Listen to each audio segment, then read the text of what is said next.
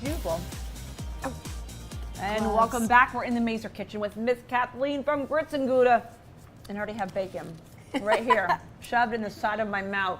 We're talking tailgating shortcut recipes, right? That's exactly right. So college football started this weekend. All of Alabama is excited. And today we're doing two things bacon. And the first one is bacon wrapped cheesy tater tots. And we were just talking that really this can be breakfast, lunch, or dinner. Absolutely. Because they are like a breakfast casserole in the morning. And then it's like a loaded baked potato, a poppable loaded baked potato. Right in your mouth. And you can make them ahead. Make them, and I did. I made them last night and warmed them up this morning. Look, this is what I just had in the side of my cheek, right here. I mean, check how easy this is, though. A little tiny one bite. You grab a toothpick, and bam, there you've got. It's basically a little tater tot. You've got cheese that you stuck in the center, and then bacon around it. So let's show our viewers at home how you did it. Let's show them how easy it is. First, it makes 24. Really, it makes as many as tater tots as you want to bake. Okay. So take your tater tots. It's very important that you partially thaw them. Do not thaw them all the way, or they do tend to fall apart. Okay. So partially thaw them. Partially thaw. And take your and that you can microwave to do that. Okay. You know, we're all about shortcuts on gritsandgouda.com. So microwave for about 45 seconds. Okay. Cut it to, but not through. That's an old test kitchen term. And then for your cheese, take it's about 3 ounces of sharp cheddar, but I also keep Colby Jack in my fridge all the time. I love that combination. So cut off the end. Okay. Cut it down the middle. Center. Yes. And then cut it into thirds, and that's the perfect size for a tater tot. Again, you know, we're all about shortcuts. If you want to get the little cubes of cheese that come that way and then cut those in half, that also is a great way. And you just stick it in the center of the tater tot. So it's halfway open, stick it in. All right, so we have prepped a few tater tots. Okay. Now I cannot live without my kitchen shears. Okay. And one of the things I like to do, so the recipe, we use half of a slice of bacon. It is the perfect size to wrap it. Okay. Can you put those in the dishwasher, those scissors? Yes, and a lot of them come apart, which is the best way to put in the dishwasher. So you take your bacon. Okay. And let's talk about bacon for just a second. The last time I was on, or 2 times ago, I did keto bacon chips to scoop the guacamole. That was thick cut bacon. You don't want to use thick cut bacon for this because it'll take too long to cook all of it because you're wrapping it. So let's grab a cheese stuffed tater tot and just lay it over and you wrap it. See, it's just long enough to go around. And you do not have to toothpick these. Okay. You wrap it.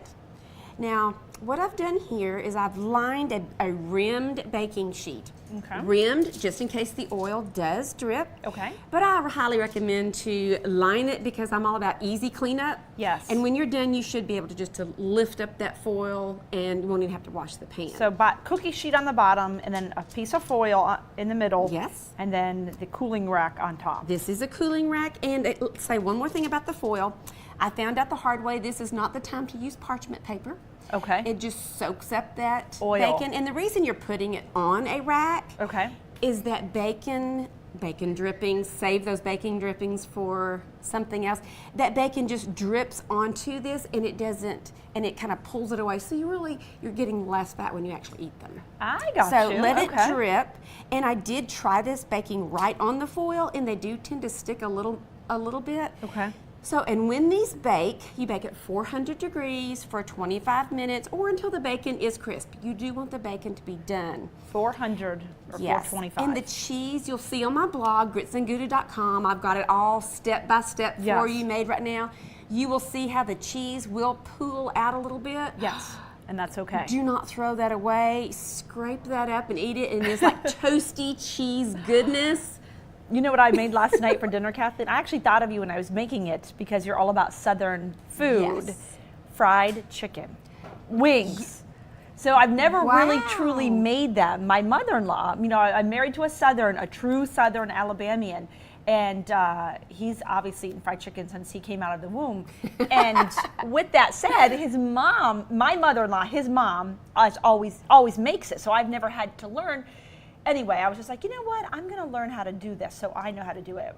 And it wasn't as good as hers, I will say that, but it was not bad. But you did it. You got in the kitchen and you tried. You yes, did it. I had to call her 3 times and say, do I use butter Crisco or vegetable oil Crisco? And then I said, do I use self-rising flour or normal flour?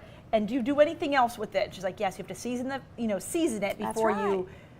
Anyway, my breading wasn't perfect, but I did it without, number 1, catching my house on fire, and number 2, without giving anybody food poisoning. And you made it with love, and I'm sure your husband loved it. He did like it, yes. It was a score, but I thought of you because I was like, oh, Kathleen would be proud right now if she was here watching me fry this chicken. I am proud of you. I didn't really want to mess up my backsplash, but I kind of did. Anyway, I scrubbed it this morning and last night again. But regardless, the point is always try something new, right? Never get in your comfort zone when it comes to cooking. Right, and just get in the kitchen and start. Yeah. And again, I've got lots of shortcut recipes. So a lot of these Southern recipes that I do, yes, they're Southern that you're used to, but maybe I've got a shortcut for them. Yes, that's true. Okay. Well, if you have not tried fried chicken yet, I highly recommend it. I also recommend going to her website, Grits and Gouda, right there on your screen, and getting this recipe today for your tailgating this coming weekend. There's nothing better than Southern food, I will say that. Amen. Don't go anywhere. We're talking about 2 siblings that won the Jefferson County Star Citizen Award for a true act of bravery. Next, there they are. You don't want to miss it. You're watching ABC 3340.